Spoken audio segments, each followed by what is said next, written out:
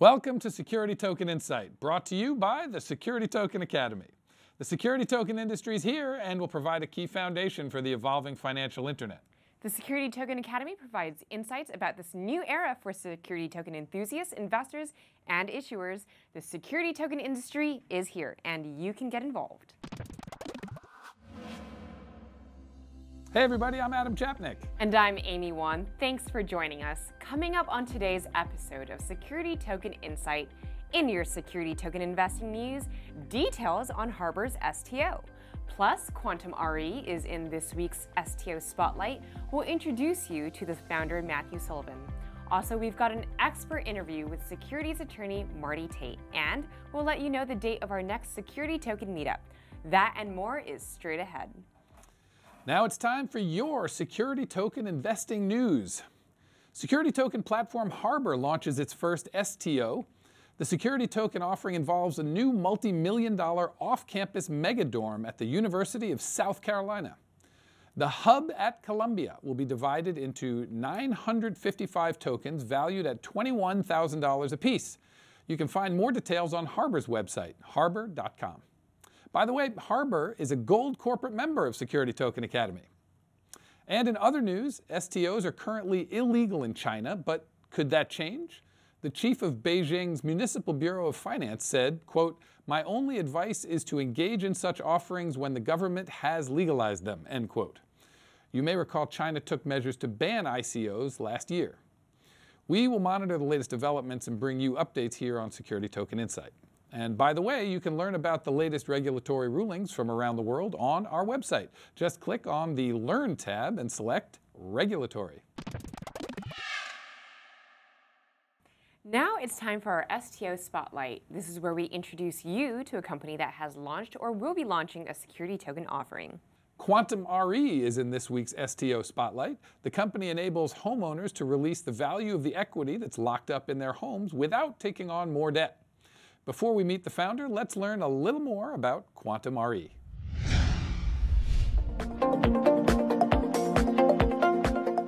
Hello, my name's Matthew Sullivan and I'm the founder and chief executive of QuantmRE. I'm excited to tell you about how we are revolutionizing real estate by bringing it onto the blockchain with cryptocurrency. Let me tell you about how we started, what we're doing, and where we're going.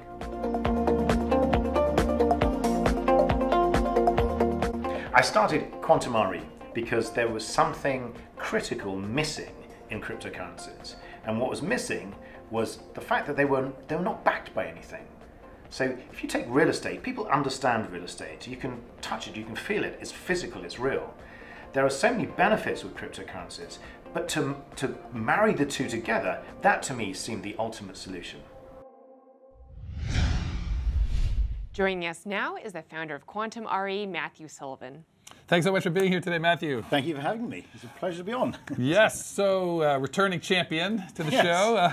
So a lot's been going on since last time we talked to you. I think it was at a meetup. But before we get to all of the big news, why don't you tell everybody how exactly does QuantmRE go about tokenizing residential real estate? Well, what we do is we help homeowners release the equity that's tied up in their homes. And what that does is that creates a real estate asset. And in order to enable people to invest in that asset, we put it into a real estate investment trust structure. And rather than issuing shares, which are traditional securities, we issue tokens. And those tokens can then be traded on platforms nationally and internationally. So if you go through that process, the token represents ownership in that pool of equity interests in single-family homes.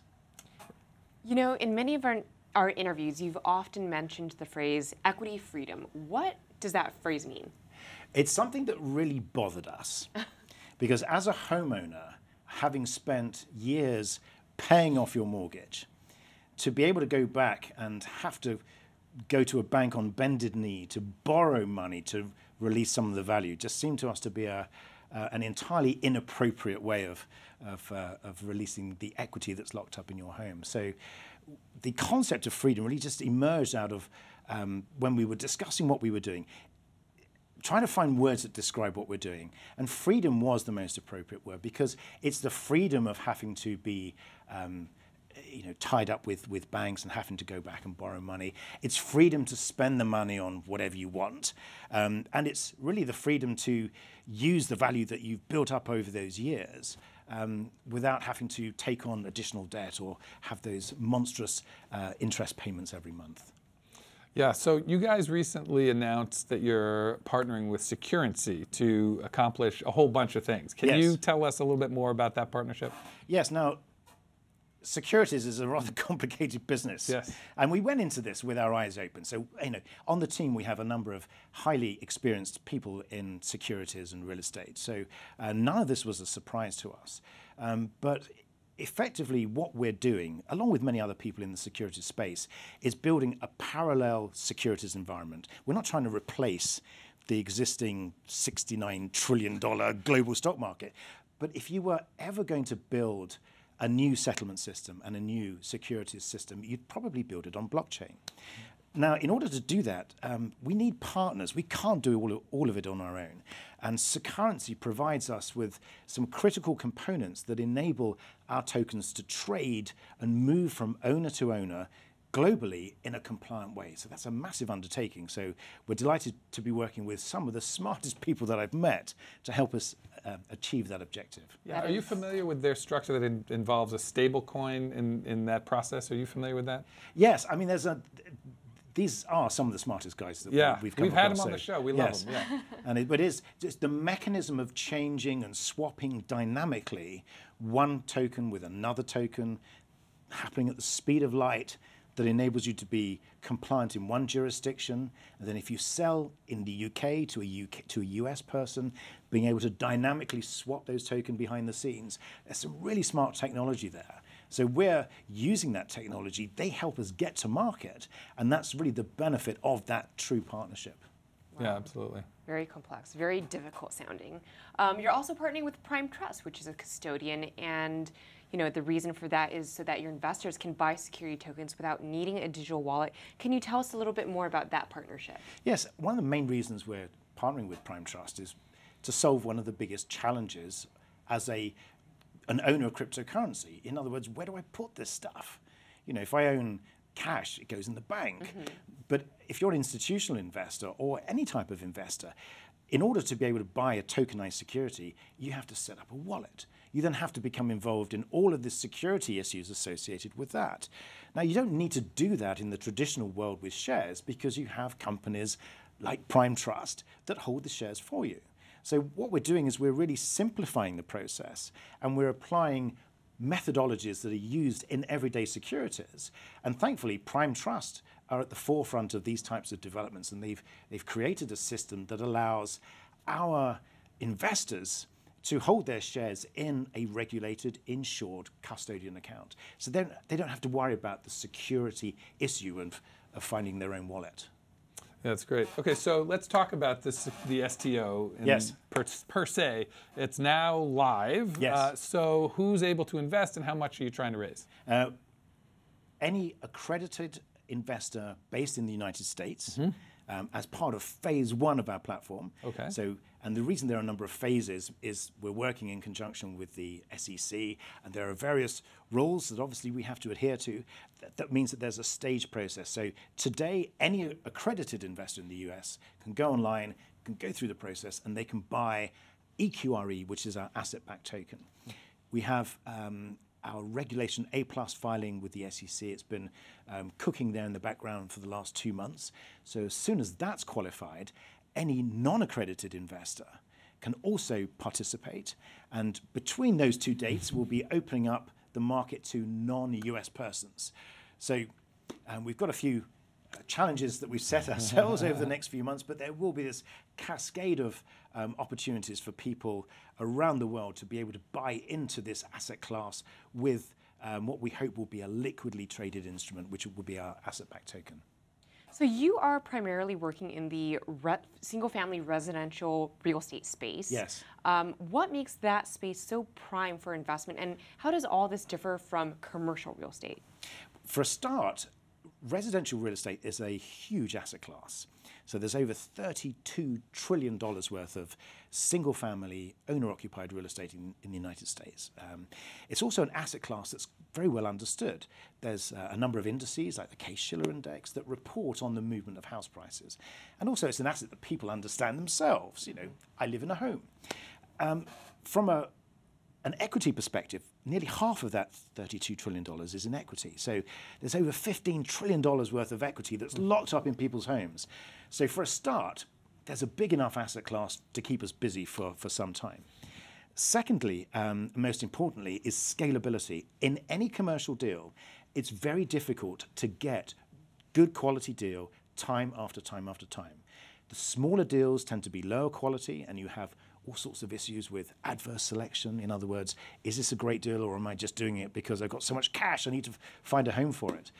The thing with residential properties, with the way that our contract works, is that we can crank the handle and literally have house after house after house coming through our process, where each one of those deals, having gone through an origination process, is a high quality deal. Because we don't need to find $10 million or $100 million investments. We can put $100,000 here or $200,000 there, and it represents an interest in a performing asset. So scalability is critical. It's ideally suited to us in that respect. And also, there's the social impact. In other words, let's do something that actually creates a movement, that creates this freedom for people. So single-family equity solves all of those problems and achieves all of those objectives for us.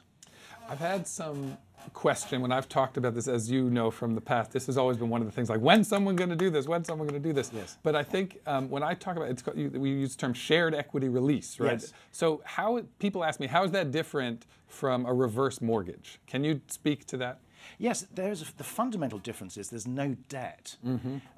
And people view debt in a number of different ways, and debt is a very useful thing as part of the overall economy.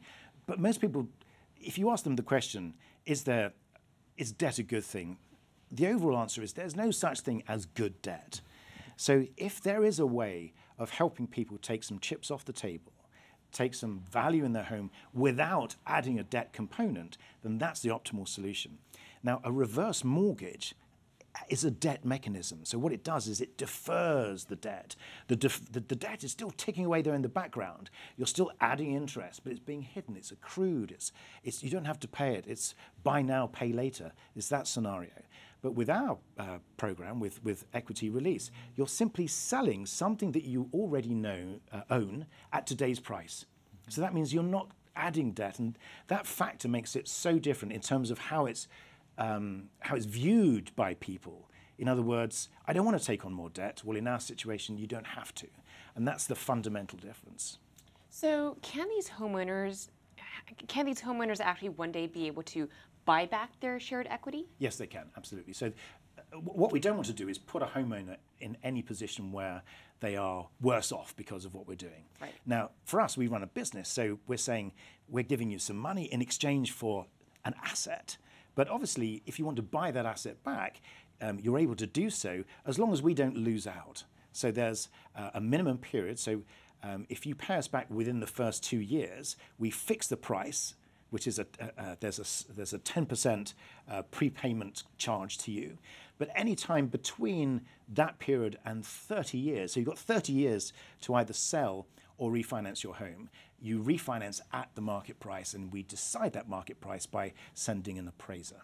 Interesting. And so let's say that a home actually sells for a profit. What percentage does QuantmRE take? So we take it's a calculation that's based on the percentage of the value of the home at the time that the contract is written. So for the sake of argument, if you have $1 million home and we buy $100,000 worth of equity, that represents a potential future appreciation, but it's 10% of the value of your home. So that $100,000, we write you a check for $100,000. We take that asset. When you sell your home, let's say you sell your home for $1.1 million. When you sell the home, $100,000 of the sale proceeds comes to us. So that pays us back. We then take 2.5 times the percentage that we originally released, so that's 25%, and we apply that to the increase in value. So if your house has gone up by $100,000, we take 25% of that $100,000. So our return is to get our $100,000 back, plus our profit is that $25,000. So that's our return on investment because we're sharing in the property. If you sold your house 5 years later and it didn't go up, we don't make any money.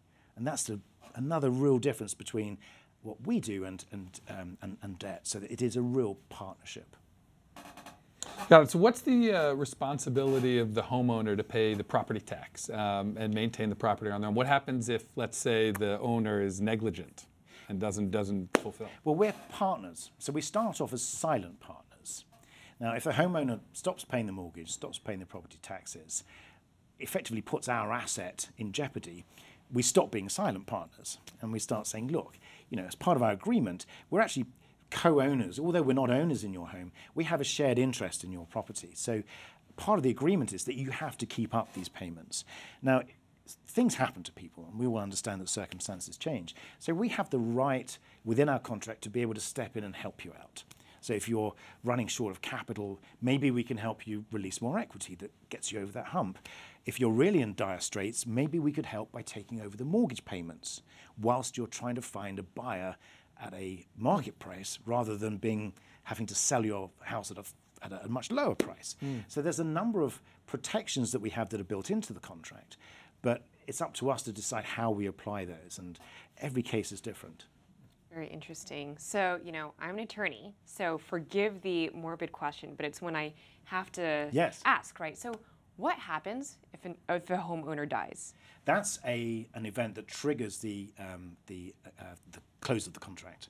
So in other words, at that point, the contract terminates as if it was sold, and we send an appraiser, and as part of the normal process, houses are normally sold or they change hands. So we do, and this comes from the experience that the team has over the last 10 years of originating over 300 of these transactions. So we've been through all these different scenarios, and the best scenario for everyone in terms of clarity is to say, if there is unfortunately a death in that situation, then let's try and have a clean break, and obviously we'll try and assist you as far as possible in that process.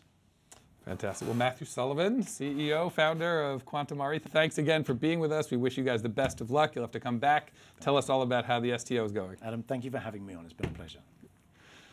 You can find out more information on QuantmRE on their website, QuantmRE.com. The Security Token Academy is on the leading edge of the security token industry. We've interviewed the top experts, lawyers, and business leaders from around the world. Today's expert interview is with securities attorney Marty Tate. He's partner at Carman, Tate, Lehnhof, Israelsen LLP. He specializes in corporate finance, fintech, and securities, and has a unique insight into security token regulations and more. Take a look.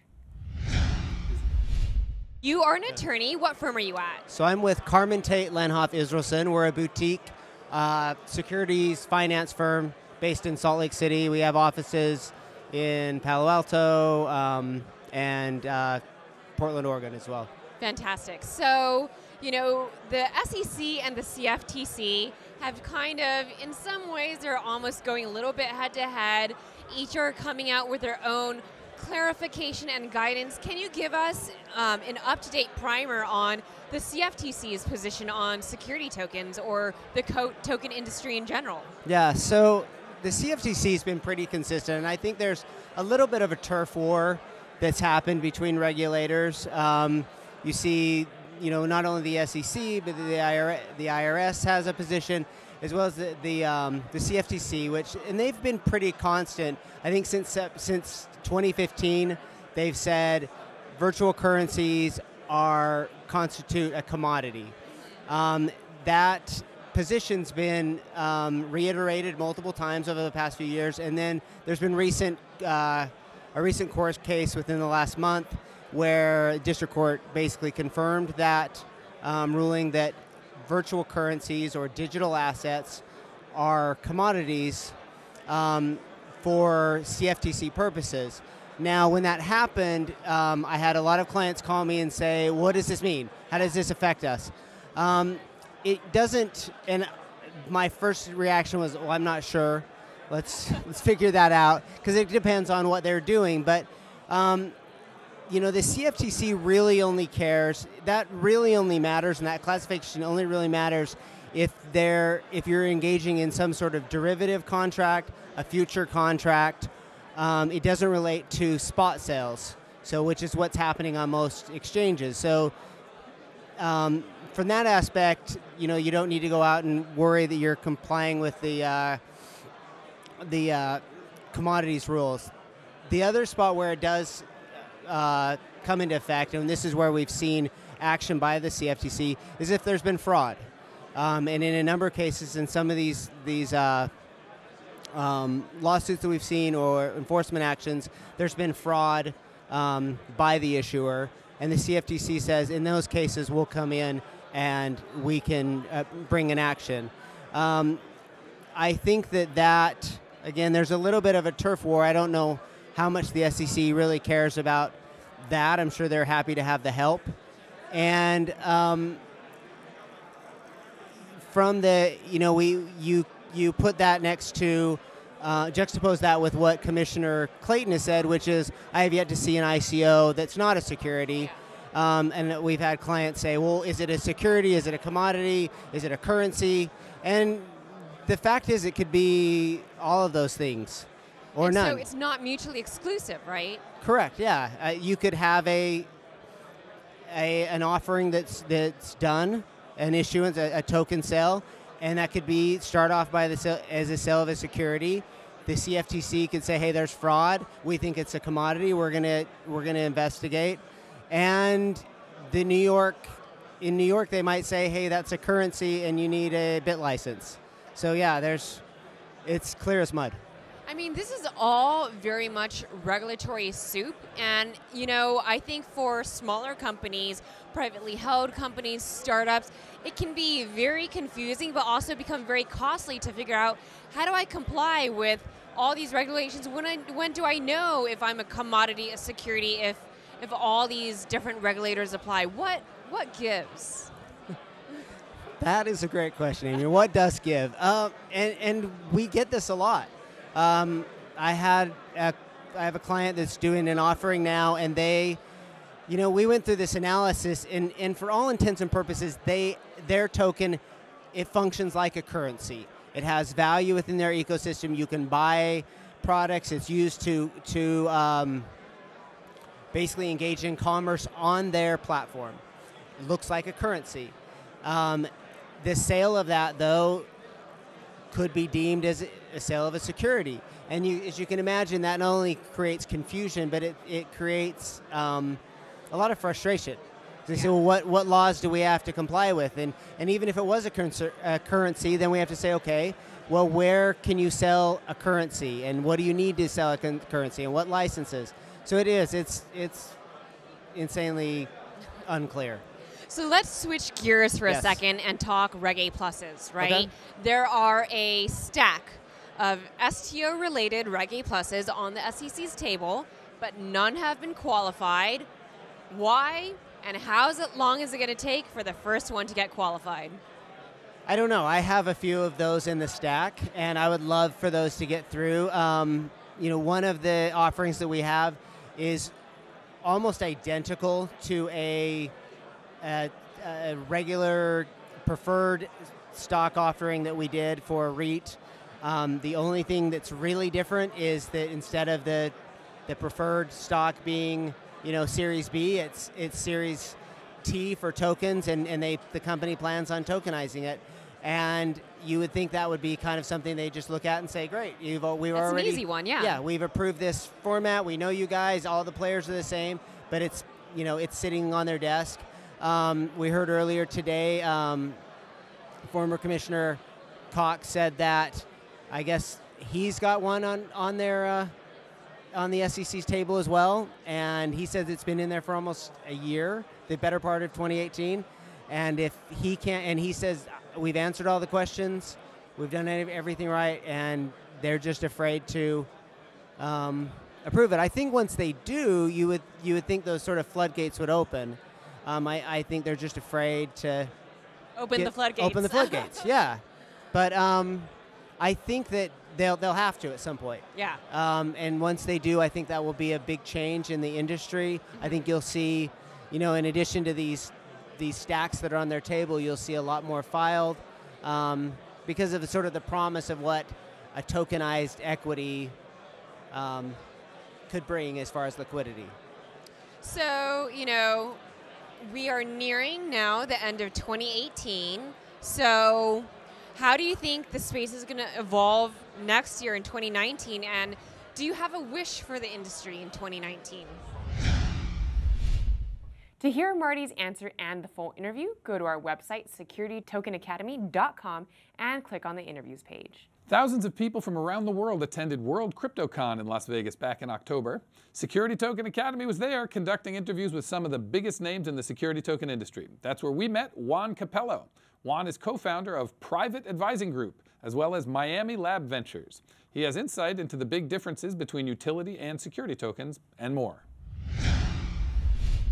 What really is the difference between a utility token and a security token now in light of all of the edicts from Jay Clayton or whoever? Right. Where do we stand? Well, where we stand is, I think, utility tokens Yes. are somewhere in the SEC's mind as likely as finding a unicorn out in the wild. Okay. I think the reality is there is a real case to be made that you can structure a product and really keep it as a utility token, but that nomenclature doesn't work anymore. What you need to do is you have to say, hey, am I pre-selling a product?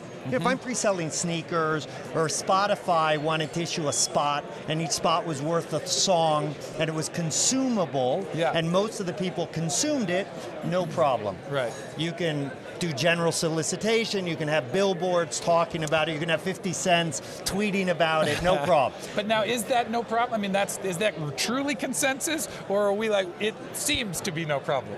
I have 26 years of practicing securities law. I was a principal shareholder at a 2,000 lawyer law firm, and I ran a whole department. And I can tell you that if you work with a capable lawyer who's actually been a securities lawyer most of his career, not chasing ambulances or doing mortgage foreclosures a few years ago. Personal injury attorneys as well. Right.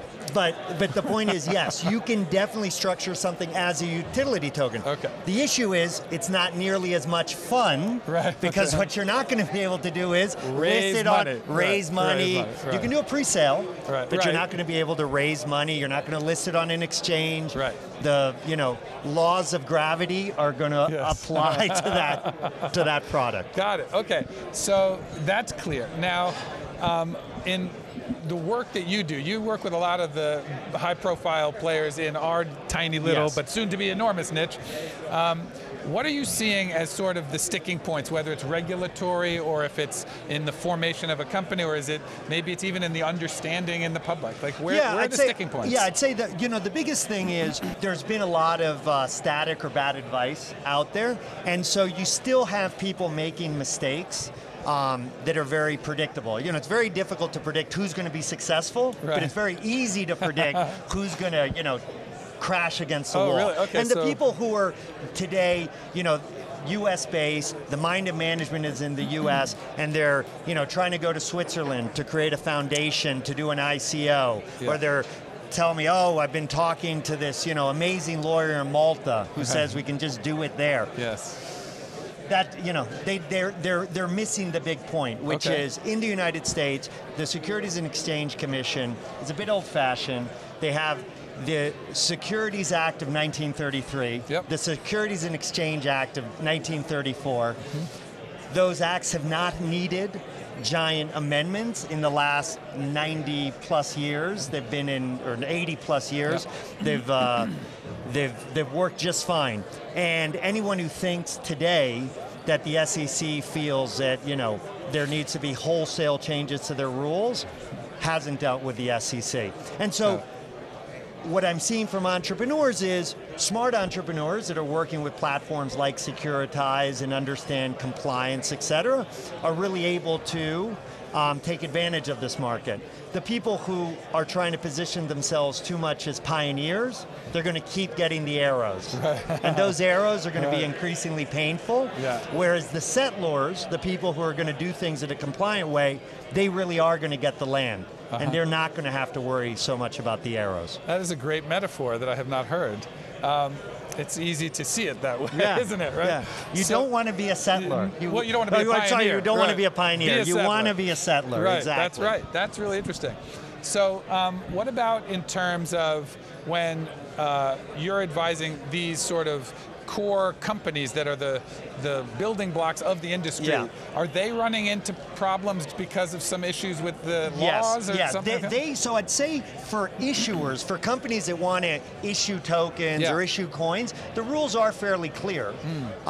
We might not like the rules. We might be hoping that the SEC will, get off this enforcement kick they're on and move much more to a compliance. So right now they're just sort of trying to shut the bad actors down, and people like me are really betting that the SEC is going to start using the crowdfunding regs, Rule A+, Rule CF, and say basically, hey, you want to do the equivalent of a quasi ICO, here's the path to compliance. So for the issuers, things I think are fairly clear.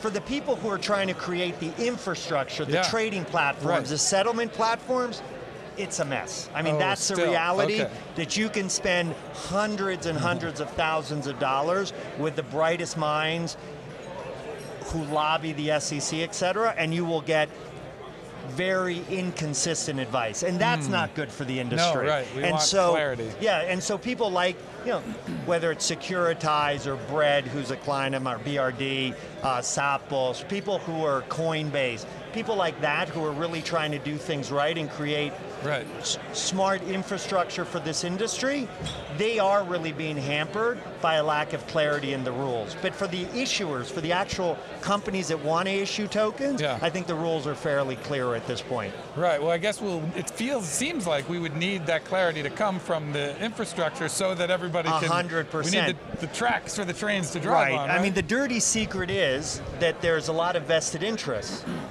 in terms of keeping the financial systems and the regulations as they are. And most intermediaries don't love to be disrupted. And one of the things that I think this industry in its exuberance has sometimes talked a little too much about how it's going to disintermediate all of the it's because of course, what's the first thing that those people do when they hear that? Retrench. They retrench. They do have lobbyists. They are very well connected with the SEC and with a lot of other institutions in Washington. And they're sending a message that, hey, let's move very slowly here, et cetera. I mean, I do believe that this industry is going to revolutionize things and disintermediate a lot of the current actors, be it the large credit card processing companies, the large exchanges, et cetera. But those people are going to put up a fight. They're putting up a fight now by just sending a message to the regulators that things need to move slowly. And I think we're going to see them retrenching even a bit more. So given exactly what you're saying, what do you think the timeline is on that? They're going to fight back, they're going to retrench, but then they're going to get beaten. Let me be optimistic. What do you think? optimistic, I think, for issuers in the SEC and the crowdfunding regs and the SEC moving from its enforcement posture to more compliance, here's a path to compliance, I think we're looking 6 to 9 months. I think that's going to move reasonably quickly. That's very fast. To watch the full interview with Juan, go to our website, securitytokenacademy.com, and click on the interviews page. Back in October, the Security Token Academy held events around the nation to signal the kickoff of the security token industry. We held security token meetups in Los Angeles and also in New York City. Attendees who purchased tickets to our 2-day cruise and conference in New York boarded the Spirit of New York yacht from Chelsea Harbor for an evening cruise along the Hudson River.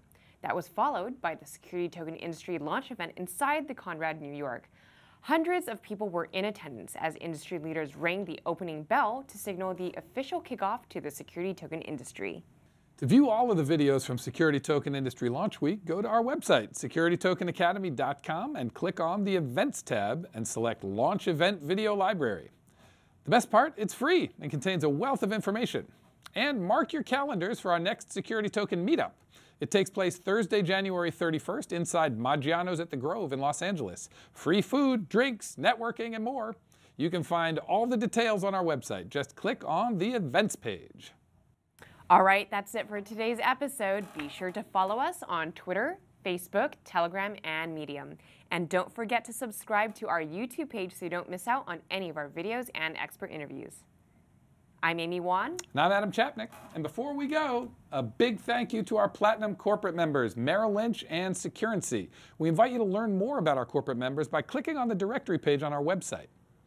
Okay, for everyone here at Security Token Academy, thanks again for watching.